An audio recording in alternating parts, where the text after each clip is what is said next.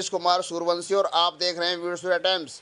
खटीक समाज के तत्वाधान में संविधान निर्माता भारत रत्न बाबा साहब डॉक्टर अम्बेडकर जी की 133वीं जयंती दिल्ली के मंडोली में स्थित ब्रजवासी गणेशी लाल बैंकेट हॉल में बड़ी धूमधाम से मनाई गई। मुख्य अतिथि के तौर पर भाजपा प्रत्याशी एवं सांसद मनोज तिवारी जी मौजूद रहे। खटीक समाज के लोगों ने भाजपा प्रत्याशी मनोज तिवारी को खुलकर दिया समर्थन और साथ ही साथ खटीक समाज के लोगों ने सांसद एवं भाजपा प्रत्याशी मनोज तिवारी को दिया ज्ञापन, रखी अपनी मांगें। पहली मांग, मंडोली रोड पर स्थित ग्रीन बेल्ट पार्क में से एक पार्क खटीक समाज के राष्ट्रीय संत शिरोमणि द्रोणनाथ महाराज जी के नाम से होना चाहिए।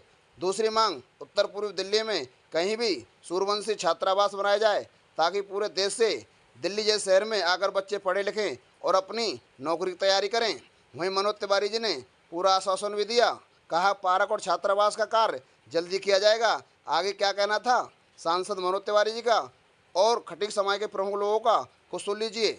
आज ये जो लोगों की हाजिरी है, ये सभी अपने अपने समाज के प्रबुद्ध लोग हैं और ये हाथ उठा के एक बार सांसद महोदय जी को आश्वासन दे कि आप इनको पूरे बहुमत के साथ जिता के भेजेंगे। आपकी बारी हाथ उठा के इनको आश्वासन दो।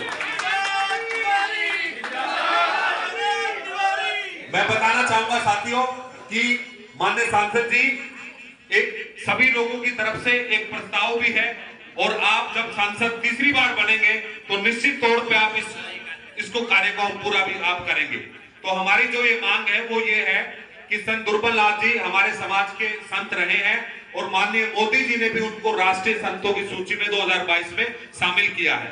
तो डीडीए के यहाँ पे जो एक पार्क है, उस पार्क का नाम आपके हाथों से हम चाहते हैं कि संत दुर्बलनाथ के नाम से उस पार्क का नाम हो। तो ये हमारी एक मांग है। और एक और मांग है माननीय सांसद जी कि हमारा समाज जो है वो करोड़ों की संख्या में देश भर में है और हमारे समाज के गरीब बच्चे उत्तर प्रदेश से, यूपी से और दूसरे राज्यों से, हरियाणा, पंजाब से पढ़ने आते हैं। तो उन बच्चों के रहने के लिए कोई आश्रय नहीं मिल पाता। तो इस क्षेत्र में अगर आपके कर कमलों से छात्रावास का भी निर्माण हो जाए तो हमारे समाज के बच्चे भी आगे बढ़ सकते हैं। तो ये हमारी दो मांगे हैं और हम चाहेंगे कि आप तीसरी बार जब सांसद बने, और मैं तो एक बात और इस मंच के माध्यम से कह रहा हूं कि अब की बार ये सांसद ही नहीं बनेंगे, मोदी जी की सरकार में मंत्री भी बनेंगे। मैं ये बात कह रहा हूं, इस बात को आज आप नोट कर लीजिए मेरी बात को, इस बार ये मंत्री भी बनेंगे। बस मैं अब चाहूंगा, ज्यादा समय नहीं लूंगा, कि हमारे जो मुख्य अतिथि हैं मनोज तिवारी जी वो आए और अपनी बात रखें। हमने देखा श्री केदारनाथ जी धाम संवरते सजते, नरेंद्र मोदी के शासन में धुन विकास की बजते। हमने देखा करतारपुर साहिब की राह खुलवाते। हमने देखा है रामलला का मंदिर भव्य बनाते। बाबा साहब भीमराव का पंच तीर्थ तनवाते। बाबा विश्वनाथ की शोभा दुनिया को दिखलाते, दुनिया को दिखलाते। कुछ काट दिए थे हाथ श्रमिक के ताजमहल बनवाकर। याद रखिएगा कि कुछ काट दिए थे हाथ श्रमिक के, जब ताजमहल बनाने वालों के हाथ काट दिए गए कि दोबारा ऐसा न बना पाए। कुछ काट दिए थे हाथ श्रमिक के ताजमहल बनवाकर, अब पूजे जाते हैं श्रमिक मंदिर में फूल बरसाकर।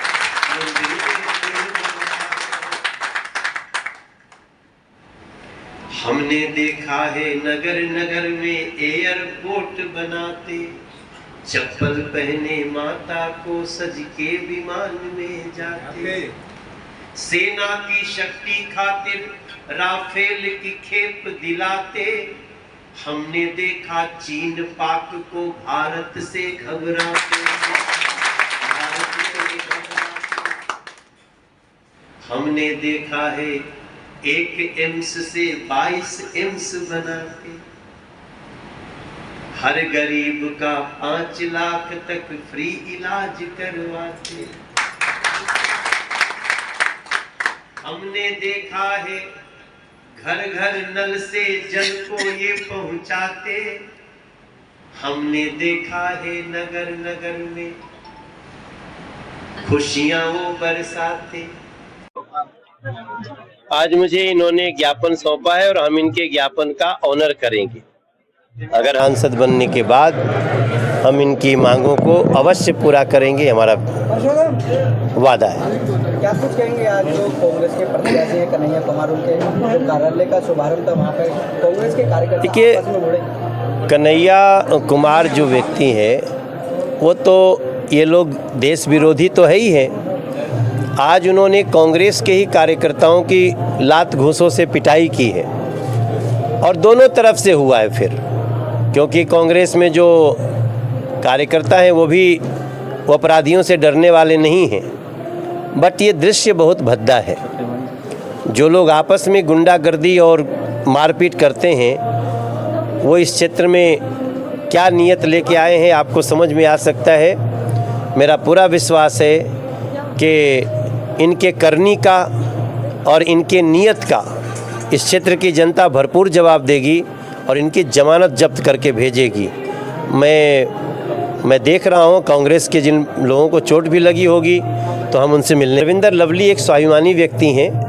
वो जिन्होंने जो बात कही है कि हमारी सुनी नहीं जाती, हम कुछ कहते हैं डिसीजन तो होता नहीं, इसका मतलब कांग्रेस जड़ों से कट चुकी है। और कन्हैया कुमार जैसा प्रत्याशी देने के बाद और भी लग रहा है लोगों को। तो मेरा मानना है कि जो जैसा करेगा वैसा भरेगा और यहाँ से वो कांग्रेस के प्रत्याशी कन्हैया कुमार को सभी मिल कर के उसको ऐतिहासिक हार देंगे, ऐसा जमानत जब्त करके भेजेंगे हमारी क्षेत्र की जनता, ऐसा मुझे विश्वास है। कन्हैया कुमार कहीं ना कहीं डर भी रहे हैं कि क्षेत्र में जाने से कहीं ना कहीं जनता को व्यवस्था भी शिकार। अभी देखो, जब आप कोई कर्म करते हैं तो आपको उसके लिए जनता का जो भाव होगा उसको स्वीकार करना चाहिए। पर मैं प्रार्थना करता हूँ कि कानून हाथ में कोई न ले। आपके पास वोट की ताकत है, कमल का बटन दबाइए। ये लोग, कन्हैया कुमार जैसे लोग ऐसे ही समाप्त हो जाएंगे। डॉक्टर बाबा साहब अम्बेडकर के 133वीं जयंती के उपलक्ष्य में आज यहाँ खटिक सम्मेलन का आयोजन किया गया और इस कार्यक्रम के माध्यम से कुछ खटिक समाज की मांगें थी और उन मांगों को माननीय सांसद जी के सामने रखा गया। लेकिन जिस तरीके से लोगों के अंदर उत्साह था और जितनी बड़ी संख्या थी, इससे माननीय सांसद जी बड़े प्रभावित हुए और उन्होंने कहा है कि जैसे ही वो सांसद बनेंगे तो इस क्षेत्र में एक पार्क का नाम संत दुर्बलनाथ जी के नाम से होगा और एक छात्रावास का भी निर्माण किया जाएगा।